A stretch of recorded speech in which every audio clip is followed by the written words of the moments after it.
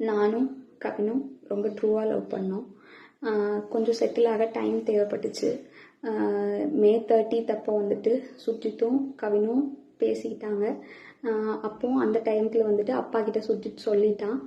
அப்பா வந்துட்டு இந்த மாதிரி லவ் பண்ணுறியான்னு என்கிட்ட கேட்டப்ப, இல்லைப்பா நான் லவ் பண்ணல அப்படின்னு சொல்லிட்டேன். ஏன்னா கவின் என்கிட்ட டைம் கேட்டிருந்தான், இன்னொரு 6 months கழிச்சு சொல்லு ப்ளீஸ் அப்படின்னு சொல்லியிருந்தான். அதனால வந்துட்டு நான் வந்துட்டு அப்பா கிட்ட அன்னைக்கு சொல்லலை. அதுக்குள்ளே நெக்ஸ்ட்டு அப்கமிங் மந்த்துக்குள்ளே இப்படி ஆயிடுச்சு. 2 பேருக்குள்ளே என்ன கான்வர்சேஷன் போச்சுங்கிறது தெளிவாக தெரியாது. ஆனால் கவினுக்கு ஃபோன் பண்ணி சுஜித் வந்துட்டு பொண்ணு கேட்க வாங்க, இவ மேரேஜ்க்கு மூவ் பண்ணாதான் அடுத்து என்னோடய ப்ரொஃபஷனை பார்க்க முடியும் அப்படின்னு சொன்னான் அப்படிங்கிறது எனக்கு தெரியும் கண்டிப்பாக.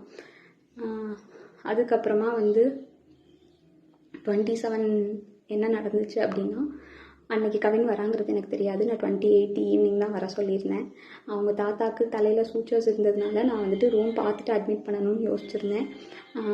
அப்போ வந்துட்டு ஆஃப்டர்நூன் மங்கம்மாள் சாலைக்கிட்ட வந்து நின்றுட்டு தான் எனக்கு வந்துட்டு தெரியவே செய்யும் அவங்க வந்திருக்காங்கன்னு சொல்லிட்டு. ஸோ டேரெக்டாக நான் அங்கே ஐபிக்கு கூட்டிகிட்டு போயிட்டு கவின் உள்ளே வந்தான். பட் அவங்க அம்மாக்கிட்டேயும் மாமாக்கிட்டேயும் மட்டும்தான் நான் பேசிகிட்டு இருந்தேன். பேசிகிட்டே அப்படியே கவின் வெளியே போயிட்டான்.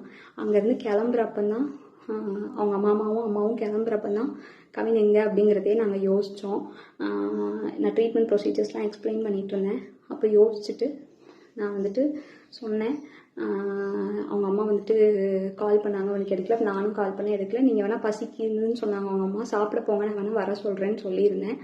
அதுக்குள்ளே இப்படி ஆயிடுச்சு. ஸோ வந்துட்டு இது தேவையில்லாமல் நிறையா இஷ்டத்துக்கு யாரும் வதந்தியை கிளப்ப வேண்டாம். உங்களுக்கு தோணுது எல்லாத்தையும் பேசாதீங்க. எங்கள் அப்பா அம்மாவுக்கு இதில் எந்த சம்மந்தமுமே கிடையாது, அவங்களுக்கு தெரியாது. இதை இதோட விட்டுருங்க. அவ்வளோதான். நான் தான் சுபாஷினி. எனக்கும் கவினுக்கும் என்ன நடந்ததுன்னு எனக்கும் அவனுக்கும் மட்டும்தான் தெரியும். எங்கள் ரிலேஷன்ஷிப் பற்றியோ எங்கள் 2 பேரை பற்றியோ இனி யாருமே தப்பாக பேச வேண்டாம்.